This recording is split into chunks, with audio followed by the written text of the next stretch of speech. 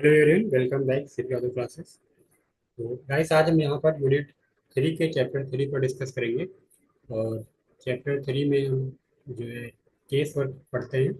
और case work के अंतर्गत आज हम रिकॉर्डिंग पढ़ेंगे, अवलेखन पढ़ेंगे। ठीक है। तो जितने भी लोग सोशल वर्क से यूजीसी नेट की तैयारी कर रहे हैं हिंदी या इंग्लिश माध्यम से, उनके लिए एक सुनहरा अवसर है कि बैचेज स्टार्ट हो चुके हैं, तो आप लोग ज्वाइन कर सकते हैं। डिस्काउंट भी चल रहा है इस टाइम। तो आप लोग दिए गए नंबर पे कांटेक्ट करके ज्वाइन कर सकते हैं। ठीक है। तो आइए हम अपनी क्लास स्टार्ट करते हैं। और जो जैसे कि आपने देखा है, हमारी आज की क्लास है रिकॉर्डिंग पे। उससे पहले एक कोटेशन हम उस पर चर्चा कर लेते हैं कि सबसे पहले हमें हार मानने से पहले एक बार और प्रयास करने की कोशिश करनी चाहिए। ठीक है, क्योंकि जब हम असफल होते हैं तो हमें कहीं ना कहीं उसमें आंशिक सफलता भी छिपी होती है। हर असफलता आंशिक सफलता होती है। एक बहुत ही प्यारी लाइन है ये, जो मुझे आप लोगों के साथ शेयर करना चाहिए। ठीक है। तो आइए हम स्टार्ट करते हैं अपना आज का डिस्कशन। सबसे पहले हम रिकॉर्डिंग की बात कर रहे हैं। रिकॉर्डिंग का अर्थ होता है लेखन, अभिलेखन। ठीक है। तो अगर मैं इसके बैकग्राउंड पे जाऊँ, हिस्टोरिकल बैकग्राउंड पे, तो इंडिया में क्या होता था कि जब अंग्रेज आए तो उन्होंने देखा कि भारतीयों जो भारतीय थे उनमें लिखने की आदत कम थी। ठीक है, यानी कि वो जो चीज़ें करते थे उसको लिखते पढ़ते कम थे। ठीक है। तो उन्होंने इस चीज को फोकस किया, क्योंकि जो दिन प्रतिदिन के कार्य होते थे, प्रशासनिक कार्य या अन्य कार्य, अगर उनको लिखा नहीं जाएगा तो उनसे संबंधित जो जानकारी हमें आगे प्रयोग करनी होगी उसको हम कैसे प्रयोग करेंगे। तो अंग्रेजों ने इस बात पे फोकस किया। किस पे किस पे फोकस किया? अंग्रेजों ने इस बात पे फोकस किया कि हमें चीजों का रिकॉर्ड रखना चाहिए। और वहीं से जो है रिकॉर्डिंग निकल कर आता है, यानी कि रिकॉर्ड रखना, दस्तावेजीकरण बोल सकते हैं इसको। ठीक है। तो जब कोई दस्तावेज होता है तब हमें उसके पीछे, जैसे कि कोई एक पुस्तक है जो 100 साल पहले लिखी गई, तो उस 100 साल पहले जो कोई पुस्तक लिखी गई है तो उस पुस्तक में 100 साल पहले की चीजों के को संदर्भ में रखे पुस्तक लिखी गई होगी। तो उसे हम आज के संदर्भ में जान पाएंगे कि 100 साल पहले चीजें क्या चल रही थी। तो इस वजह से भी रिकॉर्डिंग इंपॉर्टेंट है। केस वर्क के संबंध संदर्भ में ये कैसे इंपॉर्टेंट है? तो जब कोई केस या कोई क्लाइंट आता है तो उस क्लाइंट को कौन सी प्रॉब्लम है, किस प्रकार का ट्रीटमेंट उसे चाहिए, ठीक है, कौन से मेथड प्रयोग किए जा रहे हैं, कौन कौन सी चीजें यूज की जा रही हैं, तो उन सब चीजों का अगर एक रिकॉर्ड रखा जाएगा तो इससे मिलता जुलता केस अगर अगली बार आएगा तो हम आसानी से उसको टैकल कर लेंगे। अच्छा ठीक है, ये केस है, ये केस हमने पहले भी इस तरह से निपटाया है। ठीक है, तो इसको हम ऐसे कर लेंगे। तो इस वजह से क्या होता है कि हमें रिकॉर्डिंग हमारे लिए इंपॉर्टेंट हो जाती है। रिकॉर्डिंग का अर्थ होता है तथ्यों, ठीक है, गतिविधियों के क्रम या घटनाओं का लेखा जोखा लिखना। केस और रिकॉर्डिंग पर उपलब्ध साहित्य से उनके प्रकार के आधार पर रिकॉर्ड का कोई स्पष्ट वर्गीकरण तो उपलब्ध नहीं है, लेकिन हम रिकॉर्डिंग को कुछ प्रकार का वर्गीकरण करके पढ़ते हैं। ठीक है, जैसे कि प्रोसेस रिकॉर्डिंग, यानी कि प्रक्रिया रिकॉर्डिंग। इसके बाद समरी रिकॉर्डिंग, यानी कि सारांश रिकॉर्डिंग। शब्दशः रिकॉर्डिंग, ठीक है, वर्बेटियम। और गैर शब्दशः रिकॉर्डिंग या कथा रिकॉर्डिंग से नैरेटिव रिकॉर्डिंग भी बोलते हैं। तो इन सब रिकॉर्डिंग के बारे में इसी वीडियो में हम आगे डिटेल से चर्चा करेंगे। अभी यहाँ पर कुछ रिकॉर्डिंग के सिद्धांत हैं, उन्हें देख लेते हैं। ठीक है, कौन कौन से सिद्धांत हैं एक बार चर्चा कर लेते हैं। रिकॉर्डिंग में किन चीजों का ध्यान हमें रखना है? तो सटीकता होनी चाहिए। केस वर्कर दी गए जो केस वर्कर होता है उसके द्वारा दी गई जानकारी सटीक होनी चाहिए। कार्यकर्ता के किसी भी तरह के लाभ के लिए वो जानकारी बदली नहीं जानी चाहिए। इसमें सभी वास्तविक और सच्ची जानकारी होनी चाहिए, यानी कि क्लैरिटी होनी चाहिए, सटीकता होनी चाहिए। ठीक है, स्पष्टता होनी चाहिए। इसके बाद वस्तुनिष्ठता, डेटा वस्तुनिष्ठ होना चाहिए। इसमें परियोजना के कामकाज के रूप में लेने के सभी विकल्प होने चाहिए। ठीक है, इस प्रकार का डेटा होना चाहिए कि उसे आगे के कामकाज में अच्छे से प्रयोग किया जा सके। जानकारी हर स्थिति में सही मायने में लागू करने योग्य होनी चाहिए। इस प्रकार से उसको रिकॉर्ड किया जाना चाहिए। इसके बाद सरलता, डेटा को सरल और स्पष्ट शब्दों में प्रस्तुत किया जाना चाहिए ताकि उसे हर प्रकार का वो जो है केस वर्कर समझ सके। बेतरतीब जानकारी का उपयोग नहीं किया जाना चाहिए, यानी कि जो जानकारी उपयोगी नहीं है उसका प्रयोग उसमें उपयोग नहीं किया जाना चाहिए। और भाषा और स्थिति को जटिल बनाए बिना सत्य और सही जानकारी का उपयोग किया जाना चाहिए। ठीक है, डॉक्टर के पर्चे की तरह नहीं कि केवल जो है मेडिकल स्टेट का कंपाउंडर ही समझ सके इसको, है ना। तो हमें क्या करना है, हमें सरलता से उसको समझना है, ताकि उसे आसानी से समझा जा सके। इसके बाद स्पष्टता, कार्यकर्ता को स्थिति के बारे में स्पष्ट होना चाहिए, स्पष्ट ज्ञान होना चाहिए। उस व्यक्ति के मन में जो भी रिपोर्ट पढ़ रहा है या पढ़ेगा, वो रिपोर्ट पढ़ते समय उसमें जो है उस चीज को स्पष्ट तरीके से सही से समझ सके, स्पष्ट स्थिति उसके दिमाग में बन सके उस सिचुएशंस की। ठीक है। साथ ही उसे अपनी रिपोर्ट के साथ सभी आवश्यक जानकारी और डेटा को स्पष्ट करने में सक्षम होना चाहिए। तो ये रिकॉर्डिंग के कुछ सिद्धांत हैं जिनके आधार पर रिकॉर्डिंग्स की जाती है, दस्तावेजीकरण किया जाता है, अभिलेखन किया जाता है, रिकॉर्ड रखे जाते हैं। ठीक है। तो इसके बाद हम आइए देख लेते हैं जो रिकॉर्डिंग के प्रकार हैं, जहाँ से कई बार प्रश्न आ चुके हैं। तो एक एक करके इन सबको हम देख लेते हैं। ठीक है। इसमें सबसे पहले हम देखेंगे क्या, प्रोसेस रिकॉर्डिंग, प्रक्रिया रिकॉर्डिंग।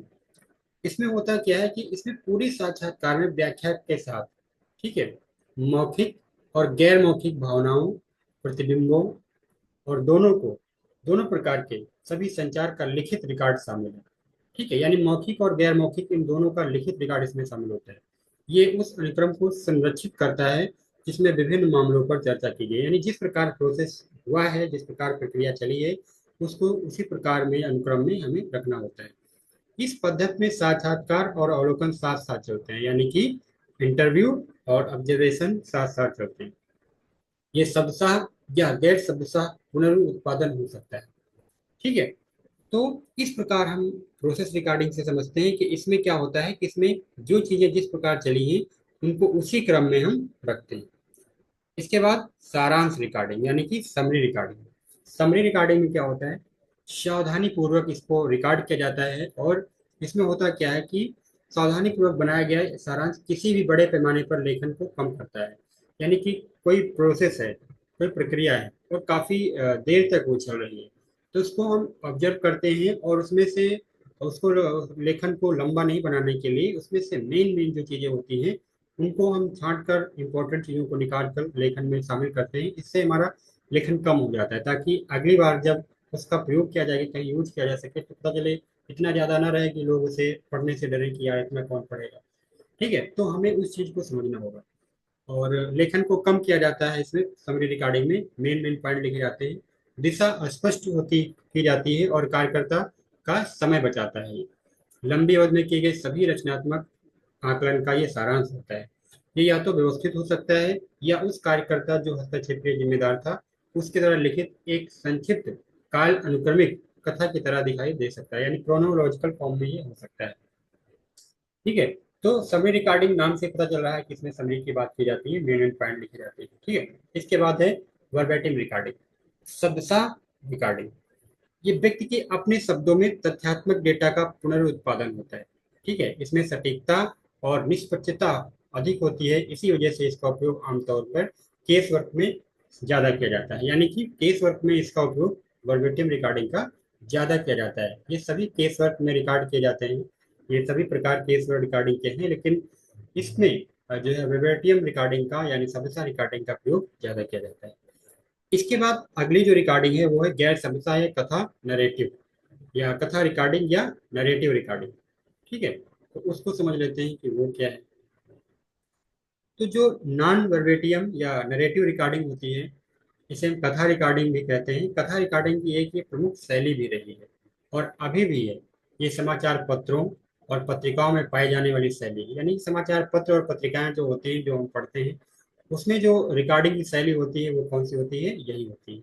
ये वो तरीका है जिसमें हम दिन प्रतिदिन की घटनाओं के बारे में बात करते हैं। यही वो तरीका है जिसमें हम पत्र लिखते हैं, और यही वो तरीका है जिसमें हम डायरी लिखते हैं। ठीक है, डायरी रखते हैं। इससे न केवल वस्तुनिष्ठ सामाजिक, सांस्कृतिक और आर्थिक घटनाओं को शामिल करते हैं। इसमें क्या होता है कि न केवल हम सामाजिक, सांस्कृतिक और आर्थिक घटनाओं को शामिल करते हैं, बल्कि व्यवहार, मुद्राएं, अंगलीला, सभी को इसमें क्या किया जाता है, शामिल किया जाता है, लिखा जाता है। शिक्षार्थी कुछ कह के या क्रिया करके जो भावनाएं विचार प्रकट करता है, वो सब अभिलेखन के लिए महत्वपूर्ण होते हैं।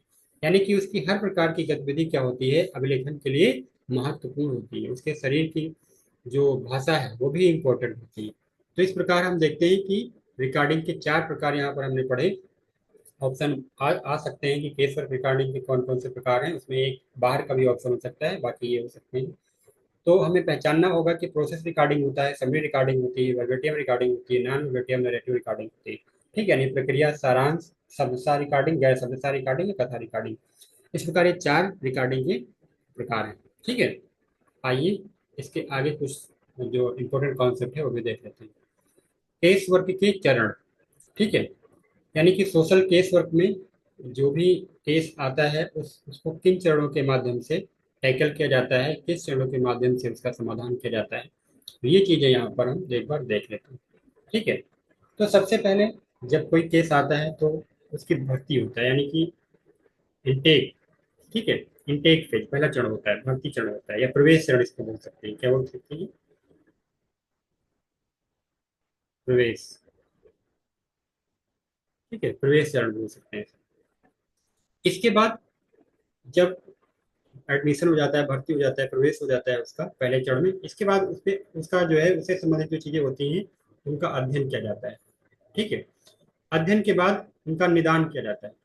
ठीक है, आकलन निदान चरण होता है, जिसे हम जो है डायग्नोसिस कहते हैं। और पर मैंने 3 प्रकार के जो डायग्नोसिस हैं बताए हैं, डायनेमिक, एटियोलॉजिकल और क्लिनिकल निदान। इनके बारे में हम डिटेल से चर्चा बाद में करेंगे। इसके बाद उपचार चरण, जो चीजें डायग्नोसिस में निकल कर आती हैं फिर उन पे उनका उपचार किया जाता है। और उपचार करने के बाद होता है मूल्यांकन की क्या प्रभाव हुआ। ठीक है, और इसके बाद अनुवर्ती कार्रवाई या समाप्ति, फॉलो अप, यानी कि लास्ट में होता है टर्मिनेशन, फिर फॉलो अप। फॉलो अप में क्या होता है कि 1 वीक या 1 महीने, ठीक है, 1 मंथ, या फिर कोई ऐसा समय निर्धारित किया जाता है उसके दौरान जो है बार बार देखा जाता है, उस चीज को जांच की जाती है, जैसे कि हर 1 महीने में, हर दूसरे महीने, हर तीसरे महीने। ठीक है, हर सप्ताह, इस प्रकार कोई भी समय निश्चित कर लिया जाता है, उसमें उसको निरीक्षण किया जाता है उसका। ठीक है, तो ये हमारे केस वर्क व्यक्ति समाज कार्य की प्रक्रिया एवं विधियां हैं। ठीक है, तो हमारे जो जो है बैचेज हिंदी और इंग्लिश मीडियम से लॉन्च हो चुके हैं। पेपर 1 तो इंग्लिश में है, बाइलिंगुअल पढ़ाती करता मैं। और social work Hindi special batch मैं पढ़ा रहा हूँ। और जो है सर CP यादव सर आपको बाइलिंगुअल पढ़ाते हैं सोशल वर्क। ओके, तो ये बैच चल रहे हैं, तो समय कम है क्योंकि हमें एग्जाम को अच्छे से तैयार करना है, तो आप लोग हमारे फाउंडेशन बैच से जुड़ सकते हैं, जो कि बहुत ही मिनिमम फीस है, बहुत ही कॉस्टली फीस नहीं है। तो वहाँ से जुड़ के आप इस तरह की वीडियो, इस तरह की PDF फुल आप पा सकते हैं। ठीक है, ताकि आप अपनी तैयारी को बेहतर तरीके से अंजाम दे सकें, अपने परिणाम को अपने अनुकूल ला सकें। ठीक है, तो ये चीज़ें कहीं ना कहीं आपको, ये सिलेबस जो हम यहाँ पे टीच करते हैं, अब ये जो चरण है ये सब डिटेल से जो है पढ़ाए जाते हैं, जो हमारी पेड क्लास होती है। ठीक है, जो चरण मैंने अभी डिस्कस किए हैं तो हमारे पेड क्लास में चरण जो है डिटेल से डिस्कस किए जाते हैं। यहाँ पर हमने जो है आपको शॉर्ट में बताया है। ठीक है, तो इस तरह की PDF और वीडियो पाने के लिए हमारे पेड चैनल को, पेड कोर्स को ज्वाइन करें। ठीक है, और किसी प्रकार के डाउट या किसी प्रकार की क्वेरी के लिए कमेंट करें। Thank you for watching the video.